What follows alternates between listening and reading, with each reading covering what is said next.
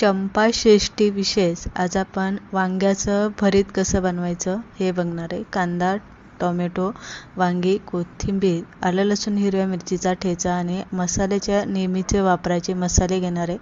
वांग्यांचे मागचे देठ काढून अशा 4 खापांमध्ये चिरून घ्यायचं. तेल घालून तेलामध्ये वांगी चांगली फ्राय आपल्याला शिजेपर्यंत करून घ्यायची. जिरी मोहरी घालायची, कांदा घालायचा, टोमॅटो आपल्याला त्यामध्ये घालून चांगला परतून घ्यायचा. त्यानंतर कोथिंबीर घालायची, मीठ घालायचं आहे, आलं लसूण हिरव्या मिरचीचा ठेचा घालायचा आहे, हळद, हिंग, लाल तिखट, कांदा लसूण मसाला, धने पावडर, गरम मसाला आणि मिक्स मसाला घालून थोडं पाणी घालून आपल्याला झाकण ठेवून चांगलं वाफवून घ्यायचं. त्यानंतर मॅचरच्या साहाय्याने आपल्याला चांगली वांगी फोडून घ्यायची. छान चटपटीत असं आपल्या इथे वांग्याचं भरीत बनवून तयार झालेले. रेसिपी आवडली असेल लाईक शेअर करा आणि तुम्हाला ही रेसिपी कशी वाटली हे कमेंट करून नक्की सांगा.